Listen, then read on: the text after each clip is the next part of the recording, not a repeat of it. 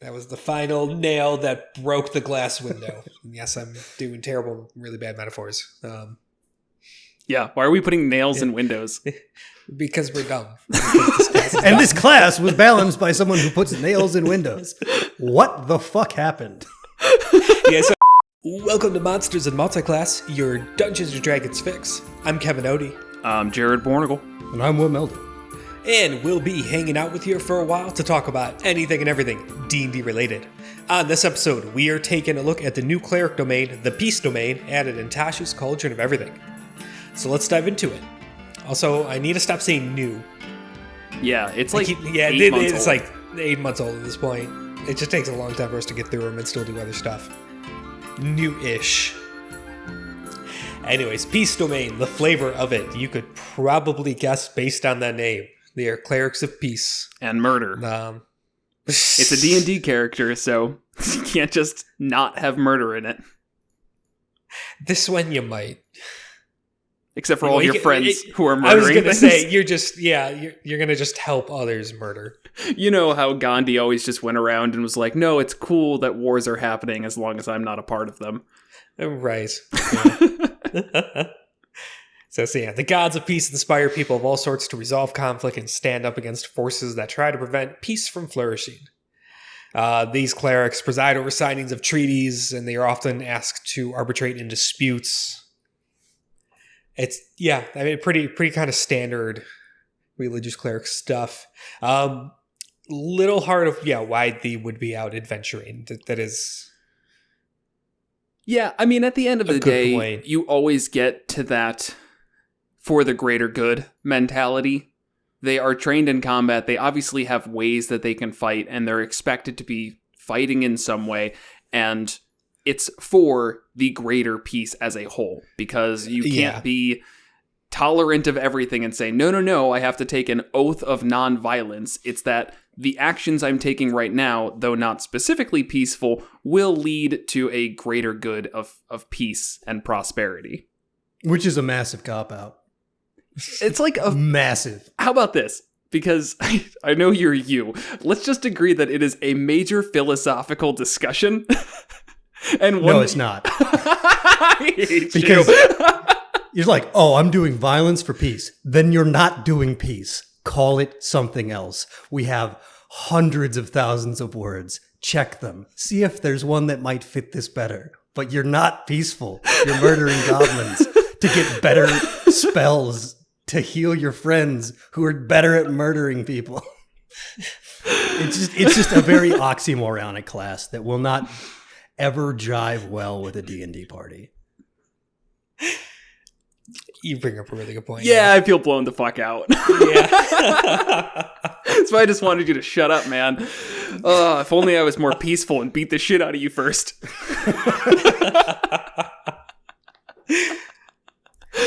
Yeah, so you would need to be doing some role-playing gymnastics I think. I think there is also, from a role-playing perspective, using violence as a last resort can also be something. Like how you approach everything. You should be asking the question of, how do we do this without anyone getting hurt in any way? Which I think, honestly, for our games, we'd get really bored of that player. Or of being that player, because we do like combat, and like it's fun to do combat. That's all it comes down to. But there's a ton of groups where I think this would really, really flourish as more of a negotiator and an arbitrator, as it specifies, rather than somebody who's jumping into the action. Right, with low charisma. The arbitrator, all right. That is a perfect situation where wisdom should triumph in a social negotiation. Like brokering a peace deal is not about how charismatic you are. It is how wise you are. Everyone in the room's like, oh, I see. It's not, wow, this guy's like really, really good at getting my attention. Look, did you see him juggle? He's killing it. Totally with you, Will. And I don't think that is hammered home enough in published modules. This is the main time that it comes up. You really should, as a DM, be trying to work with your players if they're proficient in a skill that doesn't actually match up with the skill. Long story short, what you said of brokering a negotiation like this, let the persuasion roll use the wisdom modifier, because that's perfectly fine. It works. It's not breaking anything. It's making this person's character actually come out the way that it's supposed to, instead of punishing them because, again, they can't juggle. No, it does actually. They can gain proficiency in performance. That's kind of funny. I was just saying juggling arbitrarily, but it's an option. Yeah. Diplomatic juggling. It's literal juggling, but for diplomats. We'll settle things the way they've always been settled. A juggling contest. He's at 4 balls, General. Oh. I'm ready for it. I'm ready. Go ahead, Kevin. Right. Please move us forward. Mechanics. Yes. First level domain spells. Cleric's domain spells are always prepared, always ready, don't count against prepared spells, things like that. And all these count as cleric spells, even if they're not on the cleric list. That's how these always work. At cleric's first level, the piece domain will get heroism and sanctuary. Third level, aid and warding bond. Fifth level, beacon of hope and sending. Seventh level, aura of purity. Odalux. Thank you. Odalux, resilient sphere. Or I always get Odalux, tripped up on these names. but I don't know. Yeah. The syllables all that matter. Yeah. Greater restoration and Rary's telepathic bond. So sanctuary is super fitting to always have on. Bonus action to cast the last minute, no concentration. When the creature's under the... you ward a creature within ranged against attacks. Until it ends, creature targets the warded creature with an attack or harmful spells must first make a wisdom saving throw. On a failed save, the creature must choose a new target or lose the attack or spell.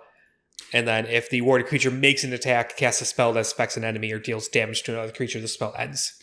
So usually I'm pretty against Sanctuary because it can feel real silly. But I think it being a bonus action, first level spell, and it's not concentration, this is a spell I'm casting on myself all the time as this cleric, because the focus is to be buffing my party and doing anything other than damage. So it seems to me like a perfect fit to keep yourself alive. 100%, yeah. Compared to, you know who gets this for free? It's the Way of the Open Hand Monk. It's always on at 10th level, but it makes no sense because you're the guy who beats the shit out of people. Right. But it's like until you start throwing hands, it's hard to hit you. Yeah, until you start throwing hands. But you will be first in the initiative order. You're the fastest in the party. You'll be throwing fucking hands. You're right.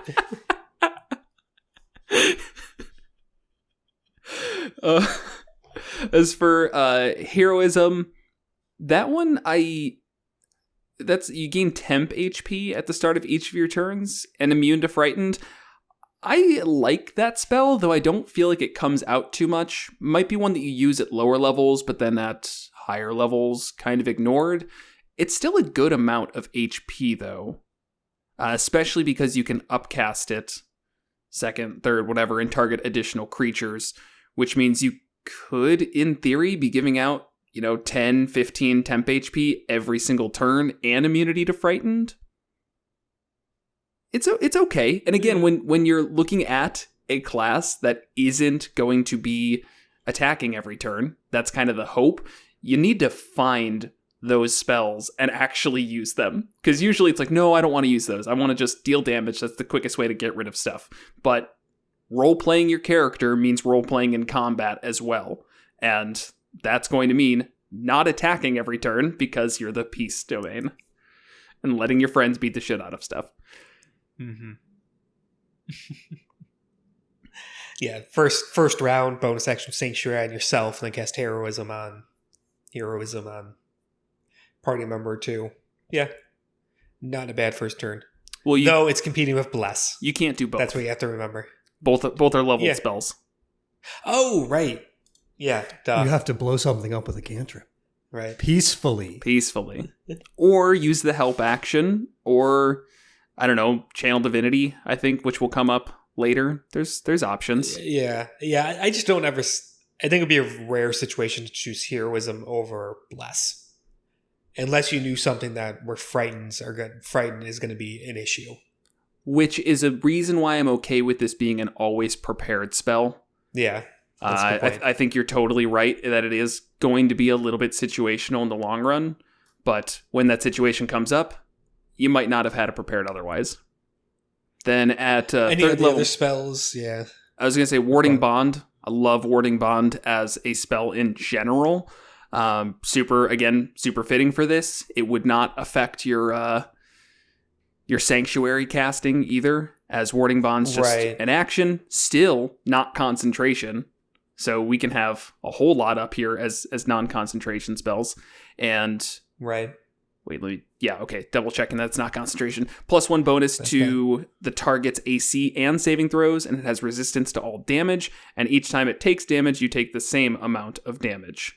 So just make your tanks tankier. And nothing can target you, so you're tanky. Well, nothing can target you without a wisdom save. Yeah, always a little scary to be directing damage to the cleric, who's most likely is concentrating on something, but heal yourself. Yeah, it definitely has its uses. I mean, concentrating. I'm worried about breaking concentration. Oh, okay, right. Because not of Warding Bond, but of clerics get a lot of concentration spells. Yeah, that's a good point. But I mean, if you're actually getting both of these up, Sanctuary and Warding Bond, you don't even have time. The combat's over before you're casting a concentration spell. Right. So maybe you're not doing both every time, but no, that's something to be weary of. You're right. What's funny is you could also, if you had Spiritual Weapon up, would that break Sanctuary? Because it's a spell. I guess it's casting a spell that affects an enemy, right? That's what that would qualify. I think. I would think so too. I would hope so. Or deals damage to another creature. Yeah. That's pretty clear. In the melee spell attack. Yep. But I could see a rules layer saying, it's not me damaging them, it's my spiritual weapon, it doesn't count. What are you, 12? Yes. I'm not touching you. Always having Sending prepared. That's a spell we get a lot of use out of in our current campaign, but there is a lot of times where the cleric goes, I didn't prepare it, we need to wait. And it's like, it's just always a little annoying. Yeah. But I understand not always having it prepared. I like your phrasing of that. It's like, it's always a little annoying. It sounds like it's saying that it's always a little annoying. They're annoying you on this. Where it's like, yeah, it always pisses me off when our cleric doesn't prepare setting. No. That asshole. Obviously, no, that's not. I get why she doesn't, but yeah. Right. There's more important things when you're like, today's an adventuring day. Let's go adventure. Right. Oh no, social interactions. How could our DM betray us like this? Aura of Purity. So that's the one that just got added to the cleric spell list anyways. But now again, always prepared. Good one to have up. Creates an aura that resistant to poison damage, advantage on saving throws against effects that cause blinded, charmed, deafened, frightened, paralyzed, poisoned, and stunned. All of those are bad conditions to have. So advantage on effects that cause them, good. So long story short, it's a 4th level spell though that in a sense is kind of competing with Bless, because the Bless would add a D4 on the save, right? Yeah, that's not as good an advantage. Is the equivalent. No, and mathematically advantage is equivalent to +5 is pretty much how that works out. So no, it's not as good, but it's a 1st level spell versus a 4th level spell. Sure. And this is an aura where everyone has to be around you, where Bless is you just pop it off and then they have it for the minute. This is 10 minutes, I guess, but... Yeah. Well, and then Bless also allows you to add the D4 to attack rolls. So, spoiler alert for a little bit up ahead here, but I don't really think Bless is going to be too necessary for this cleric to cast. They get a better option that officially stacks with Bless, but I think you'd be all right with not also having Bless up. Yeah. So we'll talk about that in a little bit. Otherwise, the only thing I'll say about the spells that they get is all of them are good options for not attacking. I like that they didn't put some, crazy, like huge high damage Flame spell strike. on here. Literally, At fifth, they get fireball. right. Literally all of these are about buffing your party or I guess debuffing the enemy, kind of. It's mostly just buffs. Right. Or keeping things at bay. Yeah. Yes. Yeah. All right. Anything else on the spells? Nope. We're going to move on. All right. Also, at first, they get Implement of Peace. You gain proficiency in Insight, Performance, or Persuasion. Your choice. Very straightforward. Very fitting. They're helping with negotiations and whatnot. Yeah, I still don't know where Whatever makes performance most comes sense from. for you. Yeah, it was a little weird. That's it, yeah. But whatever. Just don't pick it. No. Now I'm going to pick it twice as hard. Just because you told me not to. And then also at first, and this is really their main thing here, what they get at first level, Emboldening Bond. You can forge an empowering bond among people who are at peace with one another. As an action, you choose a number of willing creatures within 30 feet of you. This can include yourself, equal to your proficiency bonus. You create a magical bond among them for 10 minutes or until you use this feature again. While any bonded creature is within 30 feet of another, the creature can roll a d4 and add the number rolled to an attack roll, an ability check, or saving throw it makes. Each creature can add the d4 no more than once per turn. You can use this feature number of times equal to your proficiency bonus and regain them all on a long rest. So you want to know what you're doing your first turn? Sanctuary, and then as an action, use this. Yes. So Yeah, that's pretty great. this is where I've seen most people complain, and correct me if I'm wrong, Will, it's where most people complain that this is like a fairly broken class. Because this can stack with Bless. No, this is the start. This is the beginning of okay. Okay. a very long, meandering path of broken. No, it's really good. Yeah. There's no arguing against this. Concentration free Bless. Yeah, And you should so probably also cast Bless.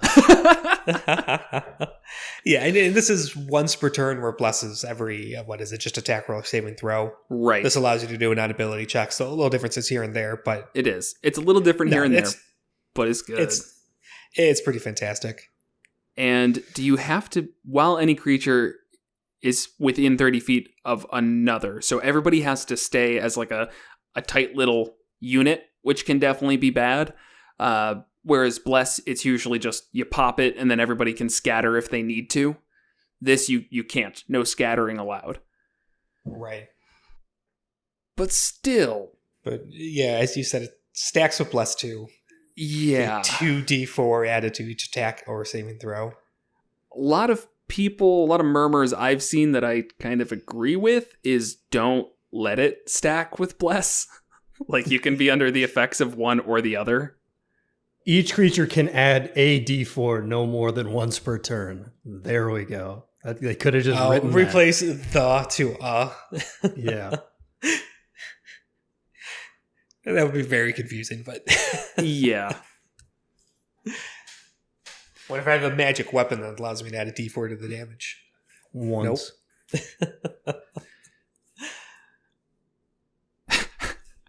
So, I mean, it's definitely good. I don't know if there's much more to say about it other than that. It's a very good feature, very fitting. Yeah, anything that's not just like a quick throwaway fight, you'd want to get this up.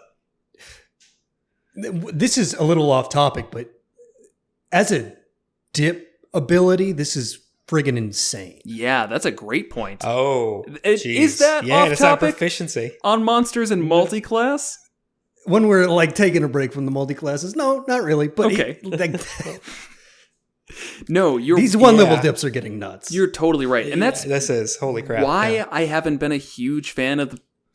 I don't know. I'm all over the place with this. I think the proficiency bonus thing is a neat way of handling abilities, and some out there, like the Arcane Archer, super need it, and ones like this super don't need it. Like, this would have been a fine dip if it was Wisdom, and you were a fighter with, 2 in Wisdom. I would still say, yeah, that's a pretty good use of this. A pretty good one-level dip. You get Cleric, all of their first-level stuff, and you get this awesome ability. Mm-hmm. Great dip. But tying it to proficiency bonus, it's wild. Yeah, I didn't think of that on my first read-through. That's a crazy worthwhile dip.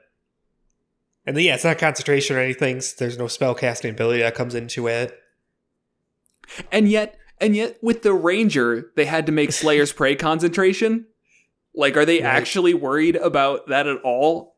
Oh, that 1d4 damage would have been a little too much, but adding a d4 once per turn to everybody within 30 feet on literally anything they do, that's pretty balanced. It's pretty balanced.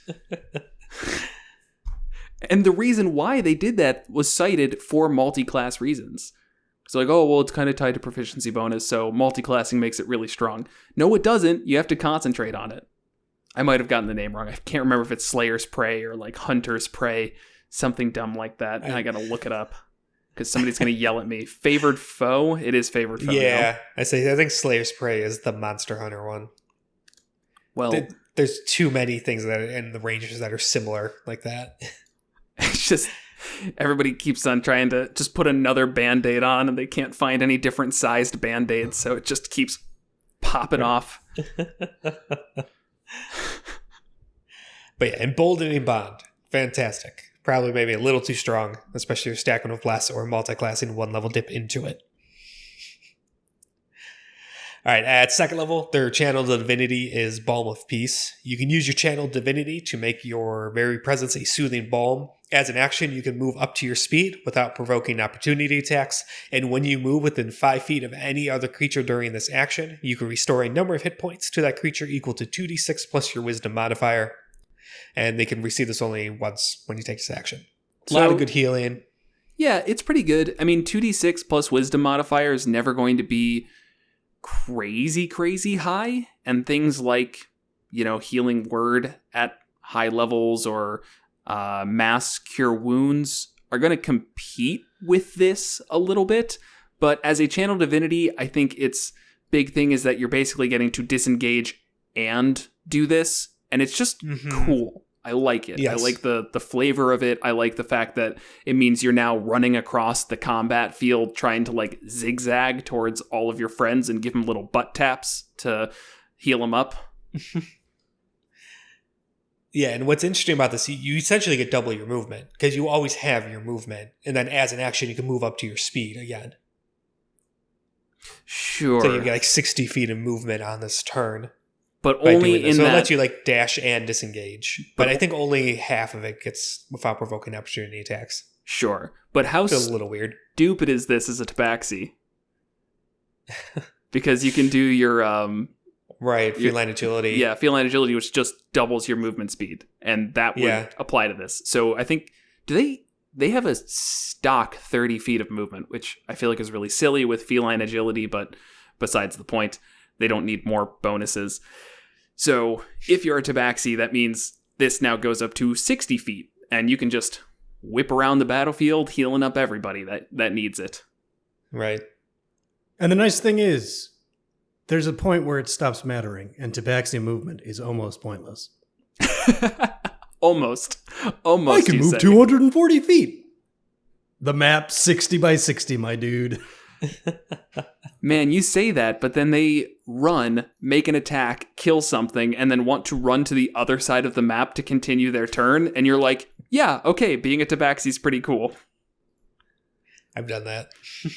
Oh, I know. The issue with this is trying to hit it. So with the tabaxi, this probably would be effortless. You could get every single member in your party. Normal characters, a little tougher. Sure. Yeah, or take a 2-level dip in rogue. So that you can still dash as a bonus action and things like that. I was going to say, if you're dashing as a bonus action, say either monk or rogue, officially, would that apply to this speed? Because that's just doubling your movement. You get to move up to your movement speed again with dash, right? It's not doubling your movement speed. Right. Where feline agility, it says it doubles your movement speed for a turn. Okay. It still would, in a way, combine with monk because their movement speed goes up. And I could see from a flavor perspective, I won't go into the mechanics of it, a monk, cleric, peace domain multiclass would be pretty good. Probably Way of Mercy is what I'm thinking monk-wise, because they also get flavor-wise, that immediately popped in my head. Mechanics-wise, it's a fucking train wreck. But I don't know about train wreck. I haven't thought of it, so I'm not going to say what it is. But you're right. It's usually a train wreck. At least these ones don't get heavy armor, because that's always really frustrating in a monk cleric multiclass of trying to say. I would like to take this moment to point out that the art is a dude wearing joggers, no shoes, and a scarf. Hey, that's just a monk. Yeah. He's just a monk. So, yeah, this, I don't know if we mentioned this, but it definitely does become less useful at higher levels, because at the end of the day, you know, you only get so much healing. Your movement isn't going up that much. Your wisdom modifier caps out at level 5, at +5, probably around level 8. And I don't know. Yeah, that's a good point. It doesn't scale. Okay, so let's keep this thought going, though. Getting people back up, this is super useful. Because now you're using an action to get out of a bad situation and still get somebody up. I guess that's what healing word's for. But getting multiple people up in one turn, you're going to have that one situation where every single one of your teammates goes down in a turn, and you just run across the battlefield and give them their little taps and get them all up. And you'll feel amazing. Steal and strike, but for people who are nerds. Yes, steal and strike for healing. All right, that's all I got on that one.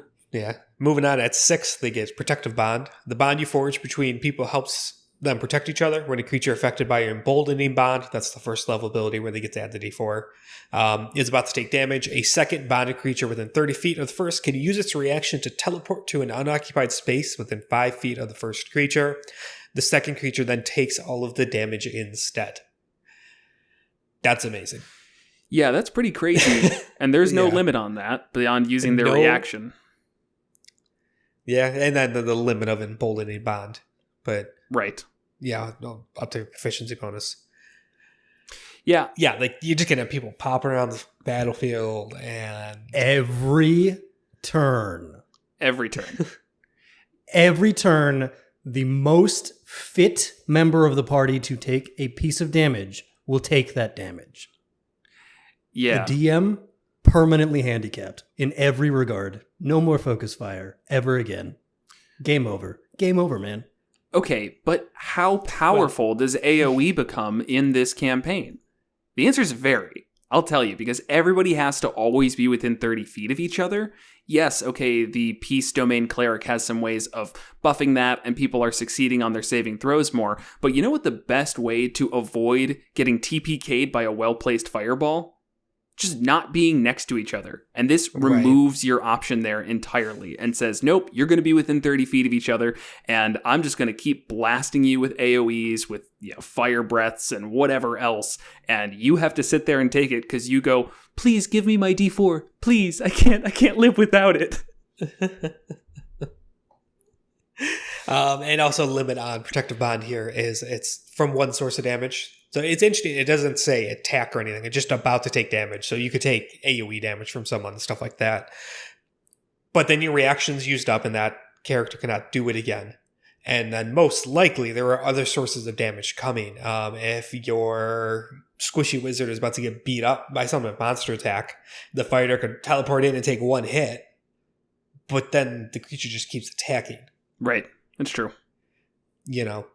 So I guess you could, in theory, then have the rest of the party all do that if you need to. But then, hits are still landing and stuff like that. It's good. It's really, really good. But there is definitely a limit to it. Because usually, with the nature of action economy in 5th edition, you're going to have a lot of sources of damage in a round. It's true.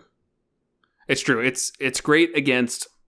I don't know, just to throw a random example out there, one person is resistant to poison damage, and a very large source of poison damage is focused on somebody who's not resistant. Great. That's a amazing time to utilize that, and I think you can have some really smart plays thinking about it like that. One thing that I thought is kind of interesting is just that in that little 30-foot bubble, you're going to have each other just bouncing around a lot, because...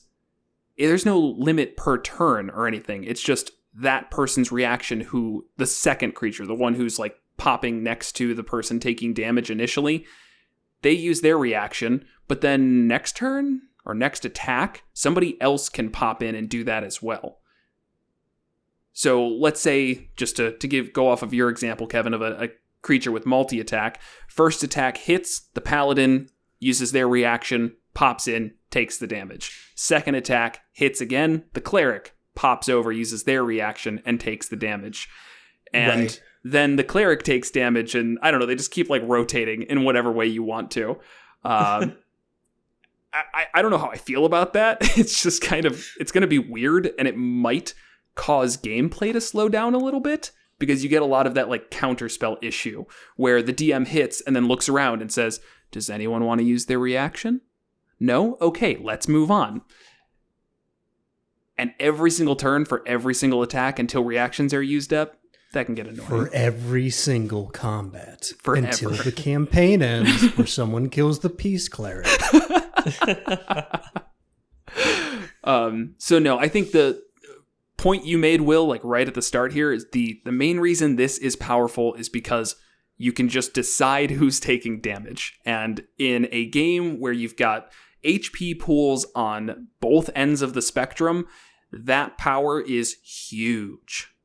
Yeah, especially because we've discussed this before. It's been discussed ad nauseum. Tanking isn't really a thing in D&D. It's not a thing, but it's not really a thing. This kind of changes that in a way that you wouldn't expect a peace domain cleric to bring to the table. Yeah. All right, moving on. At 8th, potent spellcasting, you add your wisdom modifier to damage you deal with cleric cantrips.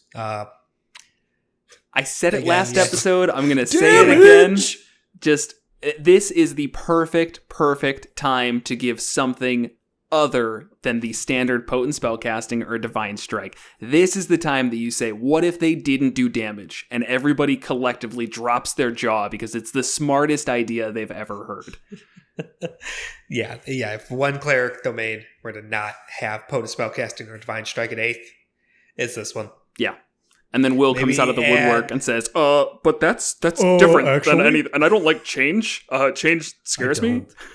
You shouldn't add things to this game. It makes me tired and confused. We should just use the basic rules. I don't know why we need this player's handbook and shit. Yes. No, this is the one that I will absolutely give Jared. There is no reason you should be doing more damage on your cantrips as a peace domain cleric. But I think that actually comes down to the fact that this flavor is attempting the impossible, and just let it be another buff. I mean, even if it was just, I don't know, when you do a healing spell, you can add a D8 of healing. Okay. It's not going to come up as much. Everyone will agree that it's not as strong, but the point of this class is not to deal more damage. So figure something out. Yeah. Same boat. Same page. Even like, I don't know, when you cast a cantrip, I want to say like minus, well, no, I don't know. I don't have anything off the top of my head. I'm trying to think of things that still stick within this, like when you cast a cantrip, something happens, and that makes it really tough. Like somehow cantrips give your party temp HP instead of dealing damage, but that doesn't work. It's just too much. It has to be kind of sucky to get away with it, I think. Right, or it has to switch over to when you cast a spell of first level or higher. And then, which is a totally separate ballgame because it's resource usage. Right, exactly. And that's not fair. That's too much of a change. But regardless, I think that if we spent more than this conversation on it, the three of us could come together with something that we say is pretty okay as an option. And it doesn't feel like they tried that over at Wizards of the Coast. Or somebody did. Some person in the room did, and it was shot down. And I'm sorry to that person, because you had a great idea. Right. I don't want to assume that everybody at Wizards of the Coast is dumb. That's just dumb in itself. Right. All right. And then finally at 17th, Expansive Bond. The benefits of your Emboldening Bond and Protective Bond features, which is the 1st and 6th level abilities, now work when the creatures are within 60 feet of each other. Moreover, when a creature uses Protective Bond to take someone else's damage, the creature has resistance to that damage. And that was the final nail that broke the glass window. Yes, I'm doing terrible, really bad metaphors. Yeah, why are we putting nails in windows? Because we're dumb. And this class was balanced by someone who puts nails in windows. What the fuck happened?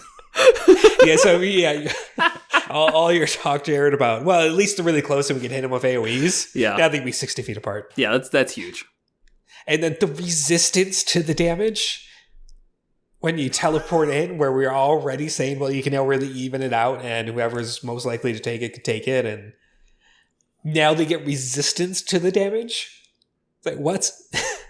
It's so good. It's super good. The only thing that I will say is that it's 17th level, and I really stopped caring about balance nearly as much once you get to the last 3 levels of the game. It is a really good point. At this point, wizards get wish and right.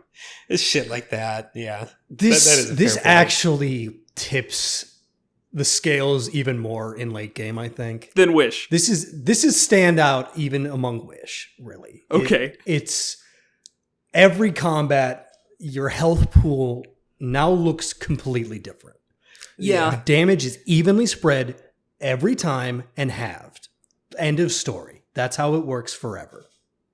Yeah, I mean, the only thing that you're competing with is what your other classes are in what the party composition is and how they use reactions.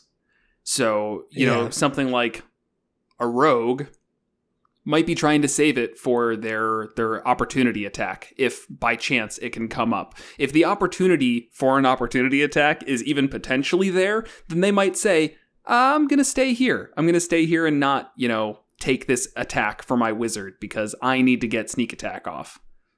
Well, bad news, Rogue, because the DM had to overtune combat so fucking hard, you will get one shot if we don't use this reaction thing.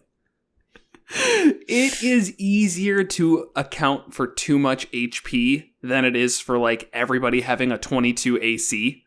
So that's just something to keep in mind is, yes, you might overtune it a little bit as a DM. You're right. That's what's missing in this class. Expansive Bond should increase your AC to 22. Everybody in the party, 22 AC, no questions asked. If you've got a shield, though, it goes up to 24. Don't want to take that benefit away. Of course.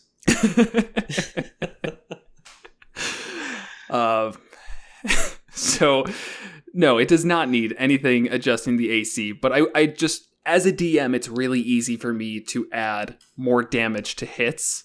And it doesn't feel like the action economy or anything just comes tumbling down.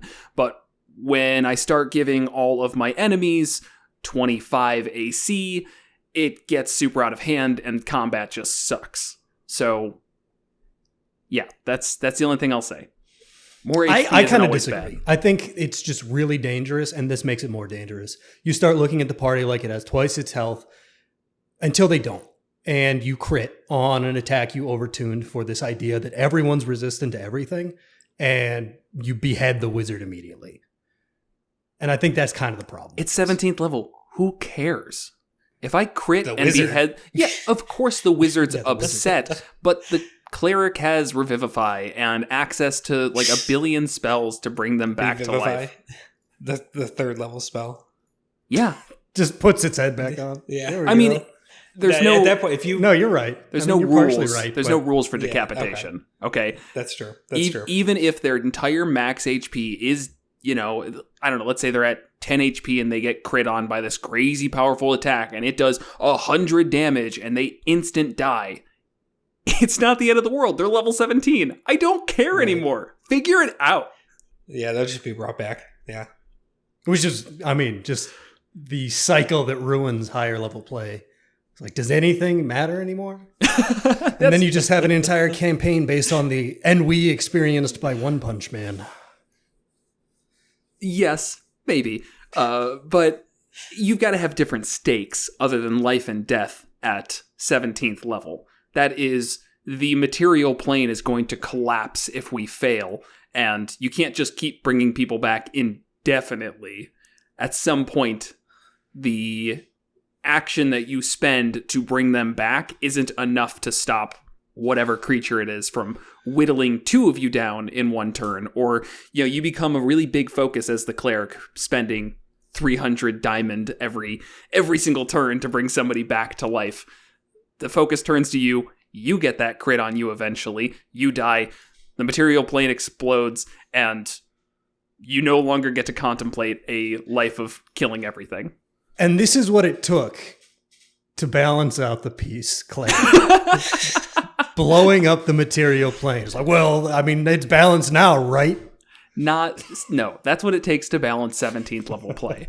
It needs to be some world-ending shit, or else you should stop playing and get new characters. Mm-hmm. It's just how it goes. I mean, you can fight it as much as you want, but the stakes need to rise as you level up. Otherwise, what's the point? I want to be 17th level and fending off goblins in my small town. It's more realistic that way. It's a geometrically optimized arena of goblins, Jared.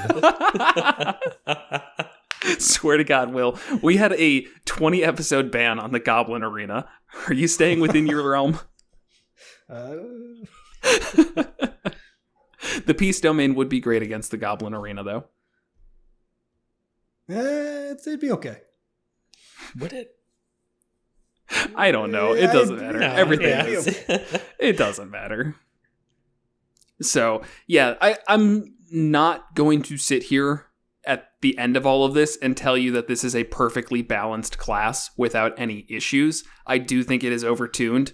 Clerics, just without a subclass even, are some of the strongest. It's one of the strongest classes in the game. And taking a subclass like this that just had some really dumb, overlooked stuff, I don't get it. It's good. It's strong. It's cool. I like the interactions it adds to the game. Like, it's just fun. Sure. But yeah, it's too much. At what cost? Yes. And I'm still mad about potent spellcasting. Lazy. Just lazy. Completely phoned it in there. But flavor-wise? Yeah. I mean, okay, here's the question I want answered. After we've gone through all these mechanics and everything, do you think you could play this character and never do damage? Fuck no. No? If you go into a D&D campaign with that mentality, people have been warning about this for years. If you think, I'm going to be the healer, the buff bot, the whatever, you're going to have a bad time. This game's just not designed for that. And this class can do nothing to save that idea. The only thing that I will give it is it gives you a lot of options to not kill people. So even if you get to the end of combat, maybe that's like your thing, is like, yeah, we'll fight, we'll duke it out, but at the end of it, I'm not killing you, and I'm making sure my party doesn't kill you as well. I feel like there's ways to work within that. Yeah, because otherwise, most of your actions are going to be like taking the help action. Sure. And things like that. And then, yeah, you're getting into really morally questionable stuff. Right. It's like, I'm not going to stab you, but I'm going to help distract you so my friend could stab you better. But I'm still peace. Yeah. Hey, still morally pure. We're good. Don't look at me. I'm not doing the stabbing. Here's my idea, actually. It's like, reading through this, my thought was, if you called this like the domain of unity, it would make a lot more sense. Okay. Because everything you do is about like bringing things together in a harmonious way. More so than peace. Yeah. Okay. I like that, actually. That's a small word change, but it's very powerful. So I think that can be a good way for other people to think about it, because at the end of the day, peace domain is just a name. It doesn't matter what you call it. So going with it with the idea of, okay, I'm not overly obsessed with peace as much as I am with striving towards that perfect ideal of harmony, which some might call peace. Yeah, I like that a lot. Great. Well, do we have anything else to say? I got nothing on this one. Damn. All right. Well, before we let you go, I have to tell you all about our affiliates, Bardly. So Bardly is a service that you can use, be it a DM or a player. Maybe you want to do this for your DM. It could be nice. Lets you control the music for your game by geez, I don't know, just doing a whole bunch of music stuff. What do you expect a music player to do? It gives you tracks to choose from that fit a theme, the mood of your current game. Or it lets you set the mood, letting you do what my new favorite thing is, choose a setting and then raise the tension slowly as the actual tension of the scene grows. It's really cool and a really useful feature. And you, dear listener, can get yourself a discount by using the code MNM50 to get 50% off a 3-month subscription. Try it out. Realize that it's awesome. Works great for online, works great for in-home, and works great for quantum communication if you've got that going on. Don't forget for online, you just send a link and everybody connects to the same music server, and then they have the music coming out of their speakers and can control their own volume and all that, which is really nice. You're not like trying to like play it through Discord or whatever you're with or anything like that. That is important, actually. Yeah, it is not a Discord bot. It's better than that. Yeah. And as usual, to our lovely, lovely patrons, just want to go ahead and give you a shout out. Jeth W, Joe P, Vincent M, Isaac M, Sentinel D20, Star Shinobi, Adam A, and Home Bakery. All of you are amazing, and we love you very much as we are allowed to, as people who don't actually have a human connection with you. It's a whole thing that we have to get through in this online community we're in. But we love you very much. And make sure to like the video, subscribe, leave a review wherever you can. And if you want to support the show in other ways, go to monstersmulticlass.com/support. And don't forget to leave comments wherever you can. And most importantly, I get to do my thing now. Thanks for watching.